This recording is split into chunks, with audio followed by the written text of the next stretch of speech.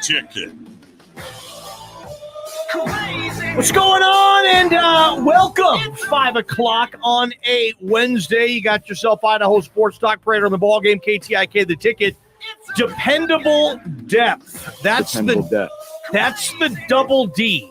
A lot of people like double D's, Prater. In Boise, Idaho, double D means dependable depth. Andy Avalos has preached this for almost 3 years now. It's his favorite saying. It is. Is this year? I mean, they're off today. No practice. We weren't there. We'll be back tomorrow. But we thought we'd take a dive into this roster and look at the depth. Dependable depth. That is Andy Avalos. We challenged JP to every time we say the word dependable depth. Dependable depth. That he's going to throw that. That kind of sounds like Bart Hendricks. Is that really Andy Avalos? Bart Hendricks. Say it again. Dependable depth. I don't know. I'm getting weird. It sounds like Bart Hendricks to me, but all right. Bart Hendricks hit me up for free tickets today, but I couldn't accommodate him. He wanted to see Weezer. Bart Hendricks texted me, he's like, "Hey, dude, can you hook me up with Weezer tickets?" Oh, Bart Hendricks, of all people, you should know. I mean, how many people hit that dude up for Boise State tickets for crying out loud? Come on, Bart. He's listening too. He probably is. But anyway, yeah, Prater, we talked about this at 3 o'clock as well. The dependable depth. Dependable depth. Is it better this year than maybe it would have been or it was last year? Do we think it will be? Let's take a deep dive in this sucker. On paper, absolutely 100% it's better than it was last year. And we can go through some of these positions. I know you and I are going to fight a little bit at quarterback. I think we both agree that running back is okay. Wide receiver should be okay. We can fight over the offensive line a little bit. Let's talk about the defensive line. I don't know where you want to start, but across the board, there's no doubt that Andy Avalos built dependable depth, and he started, and the focus was on that defensive line. And he brought in so many new players, Newton, Steege, Weegis, Wright, and some other guys that I'm probably missing. So many different transfer. I think he brought in, 8 transfer portal guys, and maybe 4 of them were along the defensive line. So he's done a great job of building the dependable depth along the defensive line, although I really haven't seen it yet.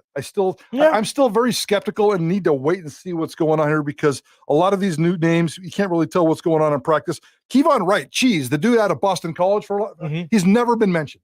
They brought him in, a Boston College transfer. When he made his decision, we made a big deal on the show. Here comes a Boston College transfer, Power 5 transfer from these guys. He's going to rush the passer, Prater. He's an edge. He's going to push Dimitri Washington, and certainly will add dependable depth. I'm not even sure he can make the scout team roster at this point.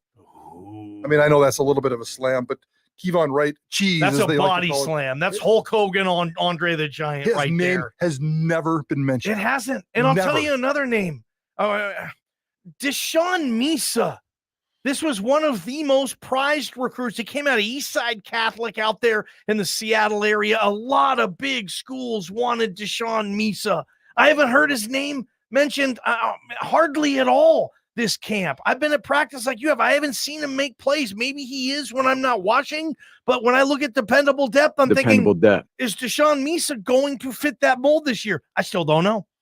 They have 5 linebackers for 2 spots, and obviously Schramm and Andrew Simpson are going to be the rock stars there. But after that, you're right.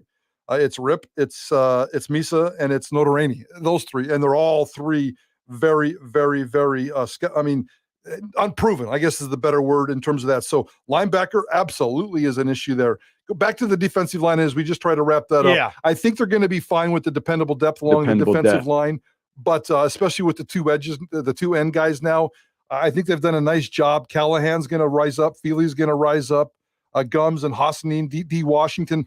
They like him an awful lot. There's enough pieces there where I think that they're going to be fine, but it's probably not as good as Andy Avalos thinks. Linebacker is an issue for me. Safety is an issue for me. Cornerback is fine as long as nobody gets hurt, but that's a position that gets hurt every single year at Boise State. I like the corners. Again, we're kind of on different ends on this for a lot of it. I like the safeties. I like what I've heard. Where's the depth? I like what I've heard from Zion Washington, the cousin of Taylon Green, who is going to add depth, in my opinion. Dependable depth. Whether it's nickel or one of the safety positions, I think he can play both. Okay. Titus Toller. He is a transfer from, Wisconsin? Didn't play much in the Big Ten, but he's made a few plays here or there. He's going to push either Rodney Robinson at safety or Oladipo possibly at nickel too. Michael Forrest, Prater. Jalen Neal, number 39, looks pretty big out there. Prater, I like the depth at safety. Come on, man. Come over to the safety side with your boy Ballgame. Yeah. They're good there. No, they're not. I mean, the depth, I think the depth there is absolutely terrible. Toller's okay. There's nobody behind Robinson at the field safety spot. Both those guys are, and Tubner is the only guy at the boundary safety spot that I feel comfortable with.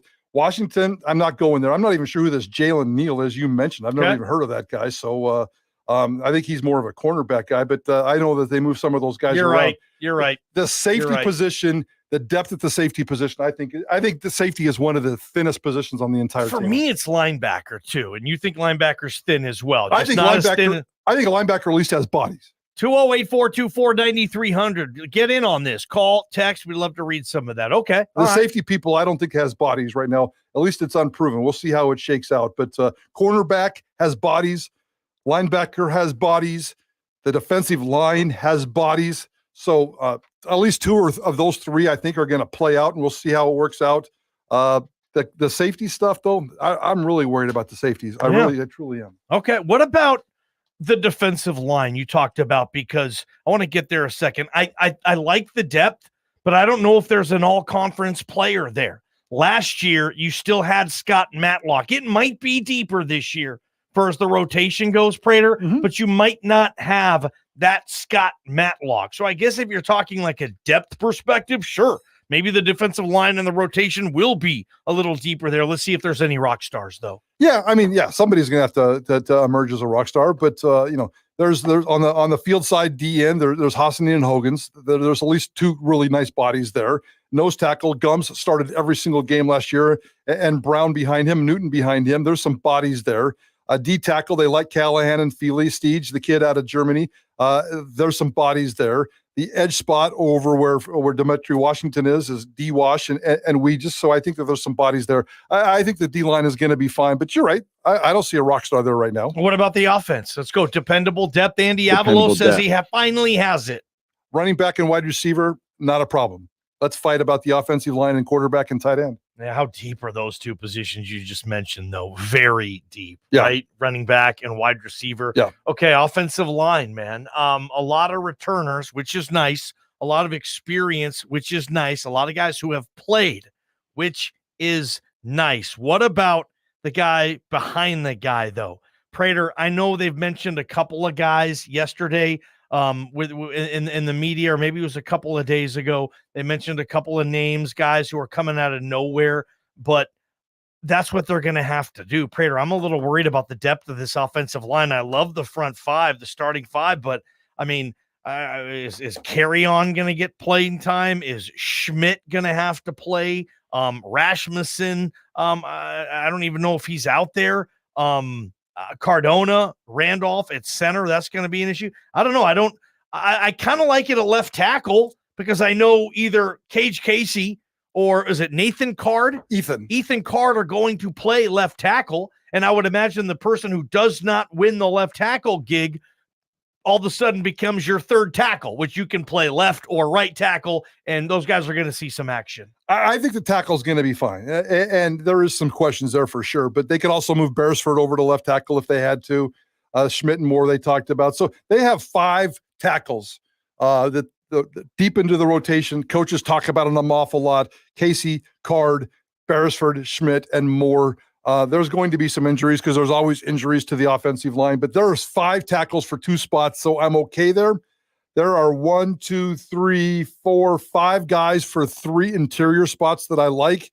Dooley at left guard, Randolph at center, Curran at right guard, Carry-On at right guard, but they can also flip over there. So we've seen some of these other guys. I think Curran was playing some center earlier this week. Dooley can switch around. So they have some stuff. I don't think that there's 2 dependable lines on offense, but I think that they have the body parts, the puzzle pieces to mix and match, which isn't what you want to do with your offensive line. You want cohesiveness. I think dependable depth on the offensive line is a red flag so far this year. If Curran starts at center somehow, some way, like you said, he was taking some center snaps. If that becomes a thing, is it Roger Carry-On who's going to get some run then. Yeah, he's been the tackle. He's played. He's been the right number 2 right guard behind Curran. So if Curran has to go over to center, and I need to figure out what we need to do with the center. What's going on with the center? I know, position. man. And because coming out of spring ball, Nathan Cardona was the rock star. Yep. Showing up for fall camp, he was demoted to number 2, and Mason Randall. I shouldn't say demoted. He was number 2 on the seating chart that the coaches use, and all of a sudden Randolph came out of nowhere, and he was your number 1 center. They also like this Steele guy who can play a little left guard behind Dooley. So true freshman though. Yeah, true freshman. Absolutely a true freshman. So it's the offensive line's a little scary. I'm not going to sit here and prop it up and say that it's going to be great. So I think the offensive line has gotten beat up more than it should over the last couple of years, but I understand the angst, and I think we're going into this season with some hope and some potential. Let's see how it plays out. If you listen to the Andy presser Saturday, very complimentary of the defense. A lot of times, if the head coach has a defensive background, they'll do that. I mean, they will spin it to kind of make both units happy, but it felt like the defense kind of won that scrimmage. I wonder if they were winning the battle in the trenches significantly. If so, I would be worried there too. The Huskies are coming. Hell, we're going to have, if you're just joining us, Prater had a hell of a get here.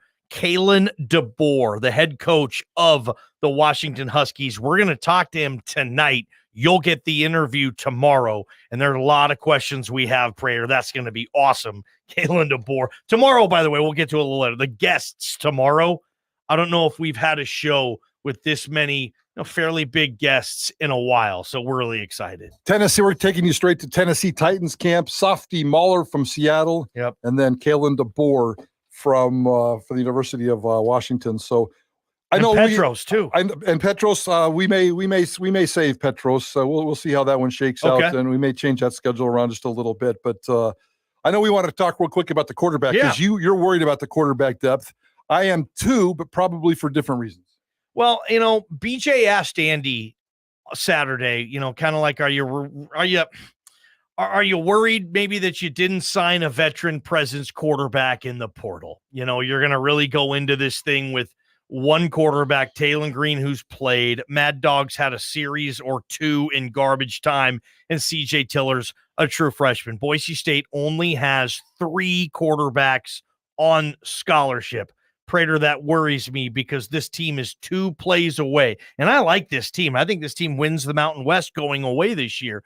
But you're 2 plays away from CJ Tiller running this offense as a true freshman. And that scares the hell out of me if I'm a Boise State fan. Yeah, I mean, if Green goes down and Maddox Madsen goes down, they're in trouble. But how many college football teams can say they're comfortable with a 3rd string quarterback? Not many. There's 133 college football teams. I would have guessed 131 of them say, we've got issues with our 3rd string quarterback. So I think that's an unrealistic expectation. Yes, there is a significant drop off if Taylor Green goes out and all of a sudden they have to do Maddox Madsen. But I think Maddox Madsen can come in and not lose you football games. I think he could be serviceable. I think he could grow into be a pretty good quarterback. I like this dude. I like the way he competes. I like his arm. I like everything about him.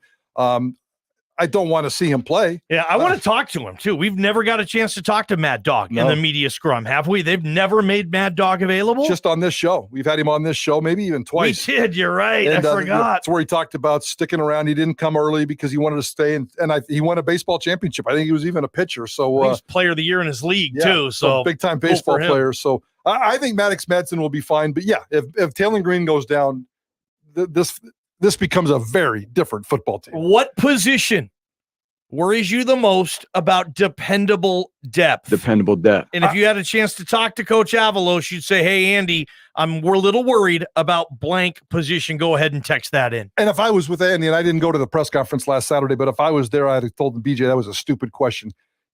Are you really going to bring in a transfer portal quarterback with junior or senior experience to go behind Taylor Green? Wouldn't that mess with his head just a little bit? I think even BJ if you sell it as a security blanket. It's that's the sell. You're just coming in here. You are not competing for the job. You are just, a security blanket. You played some games. You played high-level football. We want another veteran presence in our quarterback room. I think that sends a bad message to future recruits. Maddox Madsen, CJ Tiller. Yeah, they wouldn't have loved it. The kid that they just signed. Do most teams, unless it feels like teams carry more than 3 Scully quarterbacks, but maybe that's kind of par for the course.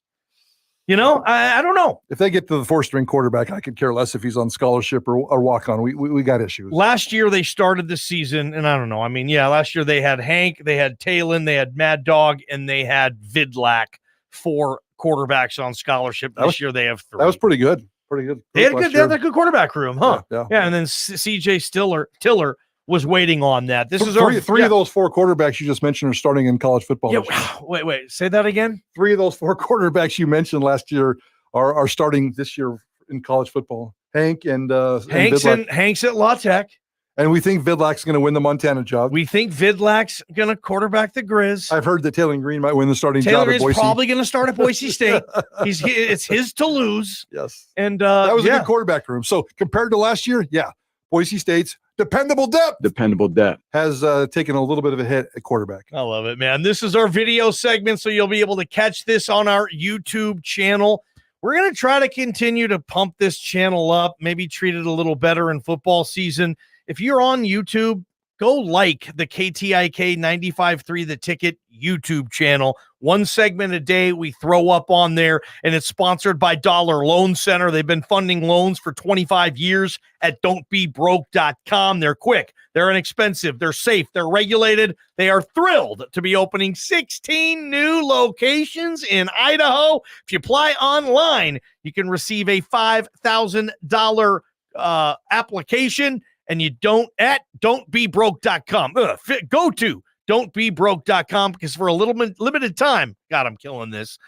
Your first loan is free. Prater, I got some massive NFL storylines that I want to run by you. Let's see how that goes. We're Prater on the ball game. This is Idaho Sports Talk on KTIK The Ticket. From the Beacon Plumbing Traffic Studios.